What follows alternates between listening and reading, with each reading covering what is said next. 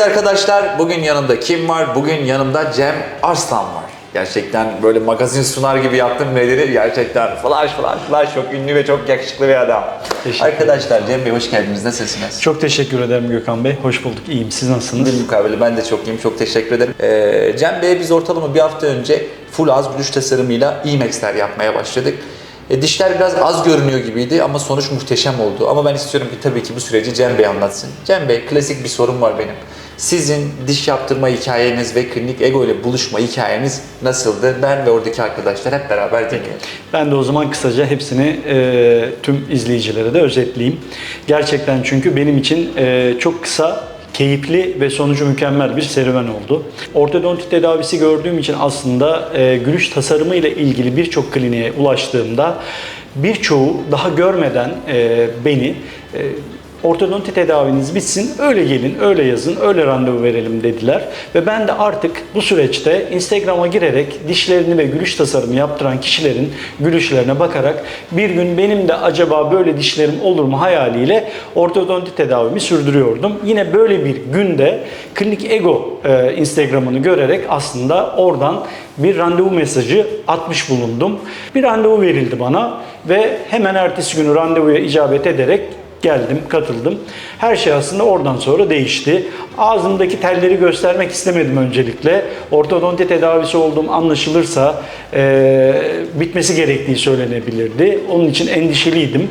Fakat hem Gökhan Bey, hem Emine Hanım, hem de başhekimimiz Cüneyt Hoca ile birlikte yaptığımız bir toplantıda ortodonti tedavisi sonlanıp gülüş tasarımına geçebilecek bir ağza ve diş yapısına kavuşabileceğim de tarafıma söylenince zannediyorum ki aldığım en güzel haberdi o gün. Muhteşemsiniz.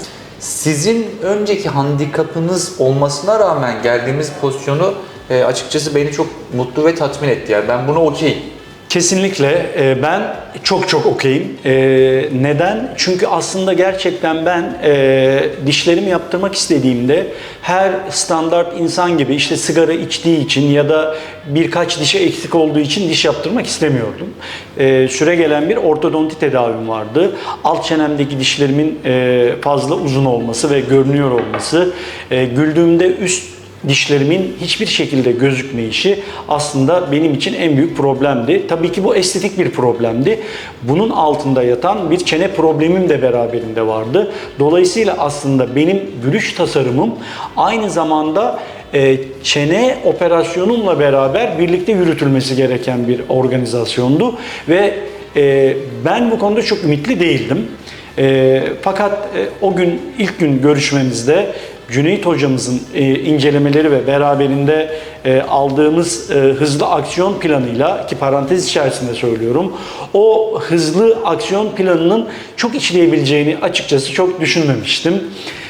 Fakat yine de bu benim için kesinlikle ve kesinlikle denemeye değer bir işlemdi ve ben o gün onayladım. Aslında o gün dediğimiz sanki geçen seneden bahsediyor gibiyiz ama bir önceki haftadan bahsediyoruz. Hemen geçtiğimiz haftadan bahsediyoruz.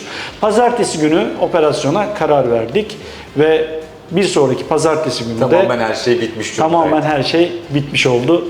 Gördüğünüz gibi. Muhteşemsiniz. Son bir soruyla o zaman sonlandırmak istiyorum. Yani orada ilk defa diş yaptırmayı düşünen ya da yıllardır ben biliyorum yani 3 yıl, 4 yıl, 5 yıldır ya ben diş yaptırmalıyım ama acaba doğru yer burası mı? Ya da işte oraya bakıyor, buraya bakıyor, kararsız kalıyor. Bir diş yaptırmak gerçekten zor mu? Zorlu bir işlem mi? Çünkü bu aynı zamanda o kişinin diş yaptırma sürecini ve nerede yaptırması gerektiğiyle alakalı minik aslında anekdotlar veriyor olacak bu cevap. Kesinlikle aslında çok önemli bir detay. Bence hatta en büyük önemli detay kliniği seçerken burada saklı. Ben tabii ki alışılagelmiş kişisel tek hekimli klinikler bugüne kadar çok daha fazla olduğu ve bilindiği için aslında böyle bir şeyi tercih etmem çok daha olasıydı. Fakat neden Klinik Ego dersek, Klinik Ego'da ağzımla ilgili yapılacak tüm işlemlerde uzmanlık alanı sadece o iş olan hekimlerle çalıştık. Dişlerimin çene problemiyle ilgili bir ortodontist bunu kontrol ederek altyapısını hazırladı. Beraberinde tıraşlanması, gülüş tasarımı, çekilmesi gereken tedavinin yanı endodont, ben size sadece yardımcı olayım diye. Lütfen. Restoratif tarafı, protez tarafı. Herkes kendi uzmanlık alanını yaptığı için günün sonunda tabii ki yani hem sağlık hem fonksiyon hem estetik anlamda daha doğru bir sonuç ortaya çıkıyor. Çok tırnak içinde bilgi verdim, özür diliyorum. Kesinlikle daha profesyonel bir bilgi verdiniz, katılıyorum.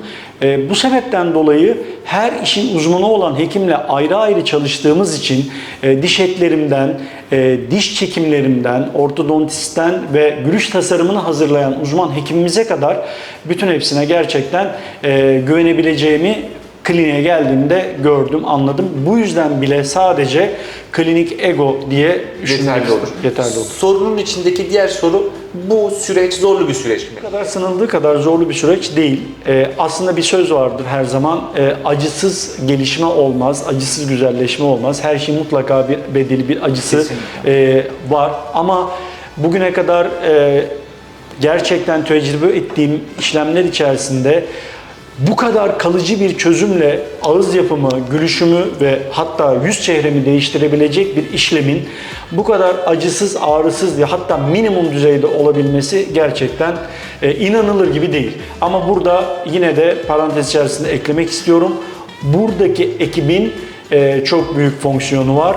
Her zaman bana acıdıysa bırakalım, ağrınız varsa sonra devam edelim, ağrınız varsa lütfen söyleyin dediler. Sadece bu bile aslında sizin burada acısız bir şekilde daha rahat işlem yaptırmanıza sebep olabiliyor psikolojikman. Bu süreç aslında düşünüldüğü kadar zor bir süreç kesinlikle değil.